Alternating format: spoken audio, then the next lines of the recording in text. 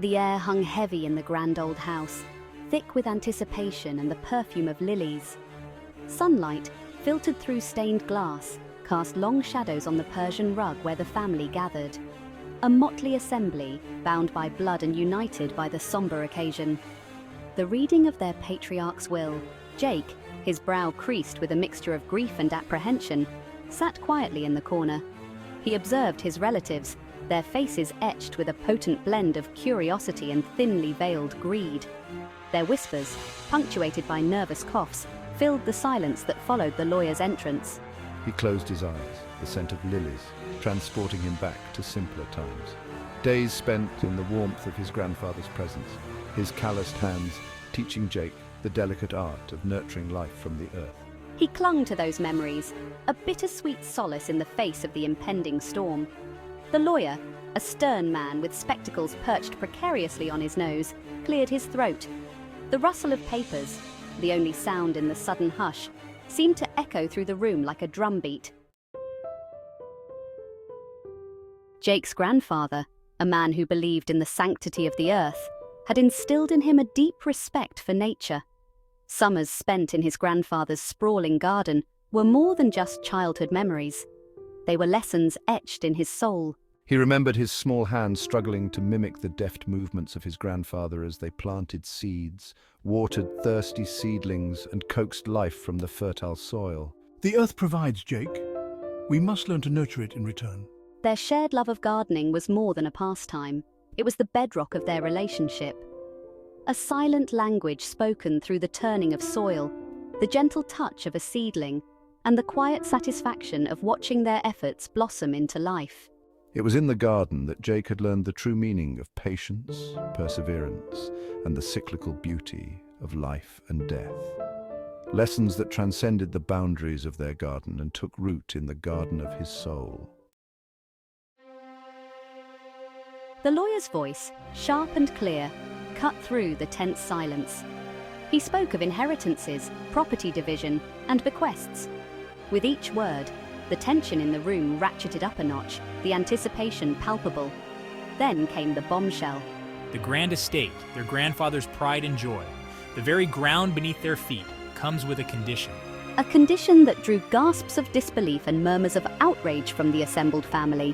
The will stipulates that the estate, in its entirety, will be bequeathed to Jake. But there is a catch. He must continue his grandfather's legacy.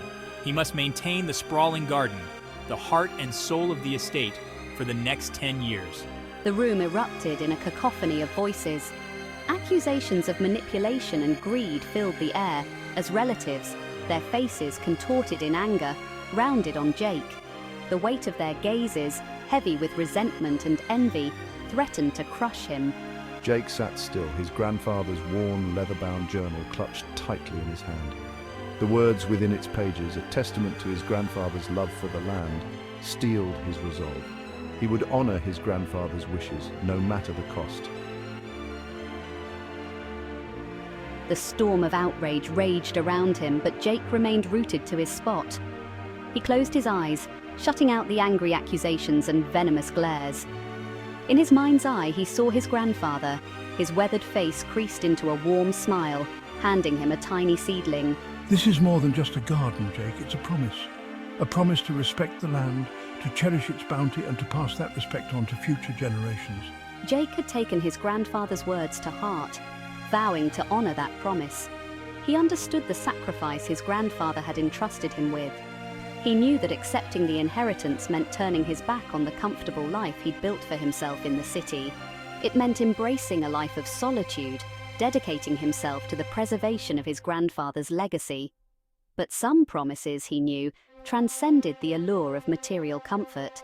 Some promises were woven into the very fabric of your being, as much a part of you as your own heartbeat. This was one of those promises. The following weeks were a blur of activity. Jake, true to his word, moved into the grand estate, the echoes of his family's anger ringing in his ears. He faced their resentment with quiet dignity, his grandfather's journal, his constant companion. He immersed himself in the rhythms of the garden, finding solace in the familiar tasks. With each seed I sow, each weed I pull, I feel my grandfather's presence beside me, guiding my hands, sharing his wisdom. His relatives, their initial fury simmering into a cold disdain, kept their distance. They saw his dedication as a betrayal, his inheritance as a theft. Their visits were infrequent, their interactions strained, their words laced with a bitterness that stung more than open hostility. I bore their animosity with stoic silence, choosing to let my actions speak louder than words. I poured my heart and soul into the garden, determined to prove that my grandfather's trust was not misplaced. He knew that reconciliation seemed like a distant dream, but he clung to the hope that they would one day understand, that they would see the garden not as a symbol of division, but as a testament to their grandfather's love and a bridge to their shared past. As the seasons turned, so did the garden. Under Jake's care, it thrived, a vibrant tapestry of colors and textures. Sunflowers, their faces tilted towards the sun, stood tall alongside fragrant lavender bushes, their purple blooms attracting buzzing bees. Tomatoes, plump and juicy, hung heavy on the vine, while plump pumpkins basked in the warm autumn sun. The air, thick with the scent of honeysuckle and freshly turned earth, was alive with the sounds of birdsong and the gentle hum of insects. Yet amidst this symphony of life, I felt a profound sense of loneliness. I missed my family, their laughter, their shared stories, their presence at the dinner table. The grand old house, once filled with the echoes of their lives, felt unbearably empty. One evening, as the sun cast long shadows across the garden, Jake stumbled upon a hidden nook he had never noticed before. Nestled amidst a thicket of rose bushes, its paint peeling, stood a small wooden shed. Curiosity piqued, I approached cautiously, my hand trembling slightly as I reached for the rusty handle. As the door creaked open, a wave of nostalgia washed over him, carrying with it the faint scent of his grandfather's pipe tobacco and the sweet aroma of dried herbs.